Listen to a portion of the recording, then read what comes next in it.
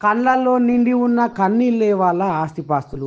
ఇక రెక్కలు ముక్కలు చేసుకొని కన్న కష్టం చేసి తీసే చెమట సుక్కలే వాళ్ళ సంపదలు.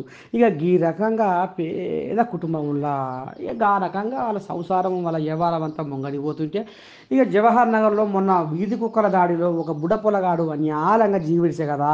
ఆ! ఇక గాళ్ళకు పాపం వాళ్ళు పేదోళ్ళు సారు.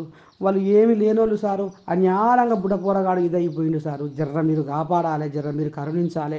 మీ కన్ను ఉండాలి సారు, మీ సల్లని చూపు ఉండాలి సారు అని ఇక గిట్నే వాళ్ళ కుటుంబ సభ్యులకు సంబంధించి వేరే వాళ్ళు ఫోన్ చేస్తే, ఇక ఎమ్మెల్యే మల్లారెడ్డి నేనున్నా మీకోసము, నేను ఆదుకుంటా, నేను తప్పకుండా ఆ కుటుంబాన్ని ఆదుకుంటా అని అభయం ఇచ్చి వాళ్ళ కుటుంబంలో సంతోషం నింపిండులా పాపం. ఈ ఈ వీధి కుక్కలు చేయబట్టి ఎంతమంది పోరగాళ్ళు బలైపోతుర్రో, ఇంకెంతమంది కానున్నారో. ఎందుకంటే అధికారుల చక్కదనం గంత ముద్దుగుంది కాబట్టి. ఇక ఎప్పుడు ఇది అయితేనే ఉంది, చెప్తూనే ఉర్రు, పోతూనే ఉంది. అయితేనే ఉంది, చెప్తూనే ఉర్రు, పోతూనే ఉర్రు గానీ, దీనికి ఒక శాశ్వత మార్గం, దీనికి ఒక శాశ్వత పరిష్కారం చూపాలన్న సోయి మాత్రం అధికారులకు ఎందుకొస్తలేదనేది మాత్రం ఇయాల మన తెలంగాణ టీవీ ప్రశ్నిస్తుందిలా. అయితే తీసుకురావడం కానీ మళ్ళీ ఇటువంటి ఘటనలు జరగకుండా తప్పకుండా చేస్తాం. వాళ్ళు చాలా పేదవాళ్ళు సార్. తప్పకుండా